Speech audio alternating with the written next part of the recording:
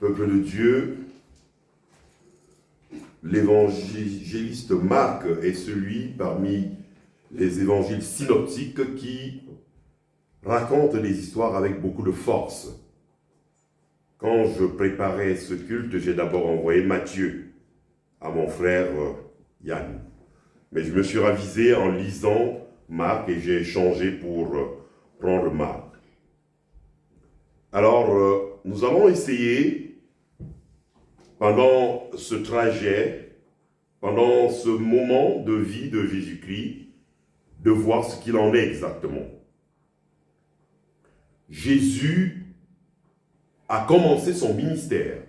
Il parcourt la Palestine, de la Galilée à la Judée, et il lui arrive de passer en Samarie, même si c'était interdit aux Juifs orthodoxes de mettre les pieds en Samarie. Et il revient d'une guérison avec ses disciples. Il est suivi, il y a une foule qui le bouscule, et quand il arrive, il y a un chef de la synagogue qui se présente à lui complètement atterré et qui se met à genoux pour lui dire « Maître, il faut que tu m'aides. Ma fille est à l'extrême. Je voudrais que tu viennes chez moi et que tu lui imposes tes mains pour qu'elle guérisse. » Drôle de demande. Parce que si vous demandez quelque chose à quelqu'un, en principe, vous laissez la liberté à cette personne d'agir. Mais le chef de la synagogue demande à Jésus et lui impose la manière de faire. Le chef de la synagogue s'appelle Jairus. Il faut dire que Jairus est une personne importante. C'est une personne qui compte dans cette ville. C'est le chef de la synagogue. C'est celui qui permet aux Juifs de prendre la parole à la synagogue les dimanches. Et ce n'est pas anodin. C'est quelque chose de très important. C'est celui qui, à la synagogue, anime la lecture. C'est celui qui, à la synagogue, enseigne. Rappelons-nous que tout Juif, à l'âge de 10-11 ans, devait passer par la synagogue. Tout Juif. Pas toute Juive, tout Juif. Alors, Jésus s'exécute, ne dit rien. Lui dit simplement, je te suis, on y va. Et Jésus est suivi à cet instant par une grande foule qui le presse, qui le pousse. Il est en présence de ses disciples. Ils vont vers le domicile du chef de la synagogue. Les chefs de la synagogue étaient habituellement des pharisiens. Et nous savons que Jésus avait l'habitude d'avoir des discussions un peu ardues avec les pharisiens. Parce que eux étaient les gardiens éveillés de la tradition.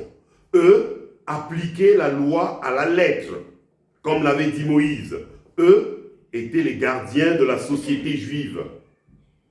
Et Jésus n'avait pas été à la même école qu'eux. Et ils étaient habituellement les docteurs de la loi. Et donc Jésus ne dit rien. Il suit le chef de la synagogue. Et pendant le trajet qui mène Jésus du bord de la mer à la maison du chef Jairus, il va se produire un événement dans le processus.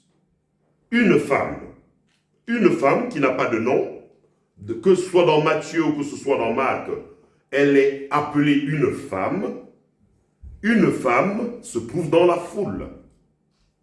Alors, chez les Juifs, être une femme, être seule dans la rue, chez les pharisiens, c'est déjà une faute. Car une femme ne pouvait pas sortir seule dans la rue.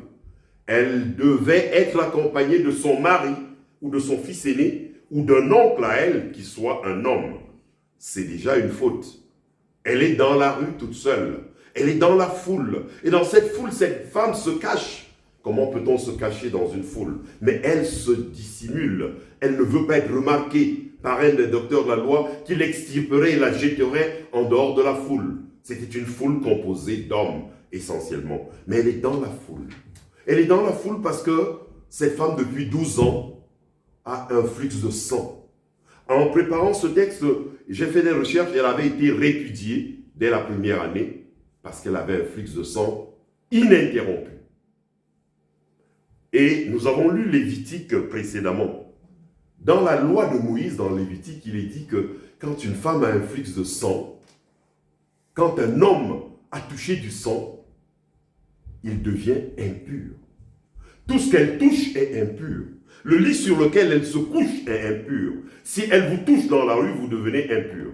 Et quand on appelle habituellement les menstruations ou bien des règles, quand ces règles prennent fin, il y a un rite de purification qui dure 7 jours pour qu'elle revienne dans la société.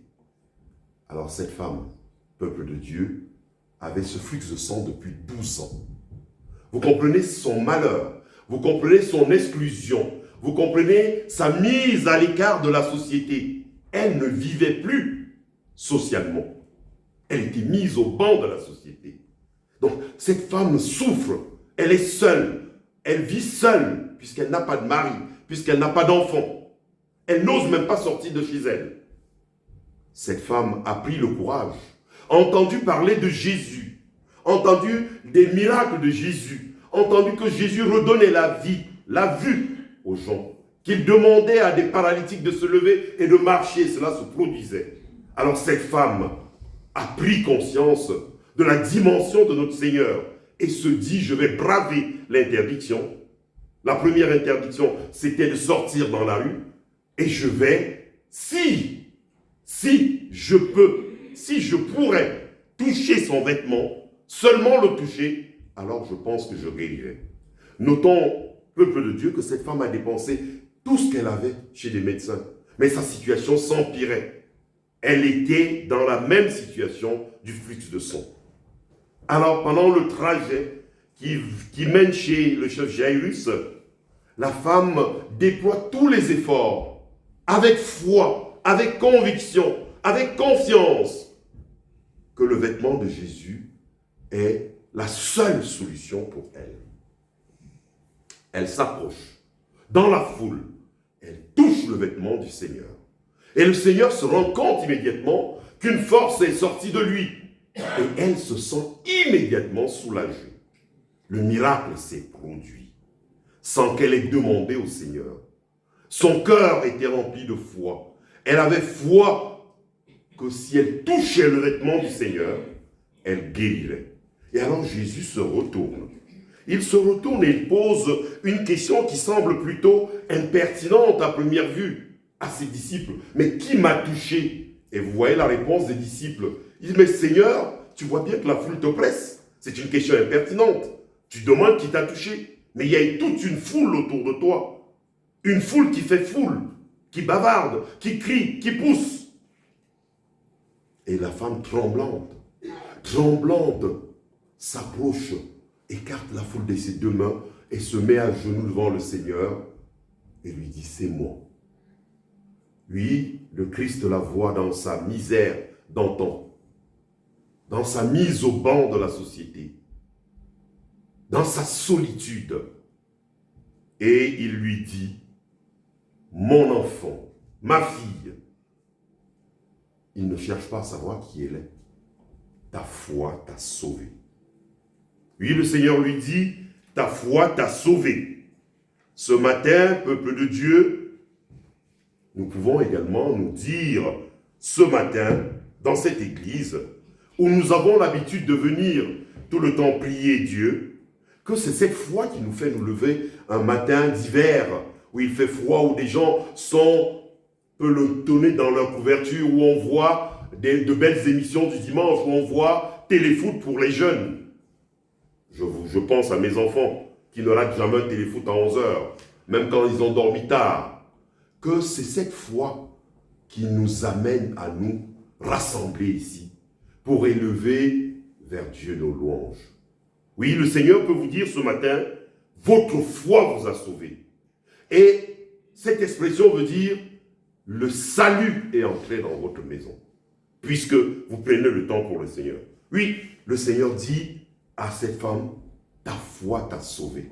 Va, ta foi t'a sauvé. Se retourne et continue son chemin vers le domicile de Jairus. Et pendant que le Seigneur n'est pas encore arrivé au domicile de Jairus, il y a des serviteurs de Jairus, c'est un homme important, très important de la société, qui arrivent et qui disent, mais chef, ça ne sert plus à rien de déranger le Seigneur. Ta fille vient de passer de vie à trépas. Elle est décédée. Elle est morte. Ça ne sert plus à rien. Et le Seigneur entend cela. Jairus se tourne vers lui pour acquiescer cela et le Seigneur lui dit, continuons, crois seulement, allons-y. On va chez toi. Et Jairus, quand je préparais ce message, avait eu une discussion sérieuse avec des membres de la synagogue pour savoir s'il devait s'adresser à Jésus. Et les membres de la synagogue avaient refusé. Tous étaient contre Jésus. Ils n'avaient pas été à leur école. Ils avaient des discussions très vives. C'est celui qui, le jour du Shabbat, pouvait guérir. C'est celui qui enfreignait les lois d'après eux dans la synagogue, qui guérissait même au sein de la synagogue. Rappelez-vous que quelqu'un a la main desséchée à la synagogue, Jésus l'avait mis debout et lui avait dit, avait demandé aux gens de la synagogue, est-il permis de faire du bien ou du mal le jour du Shabbat? Personne n'avait répondu. Et Jésus l'avait guéri.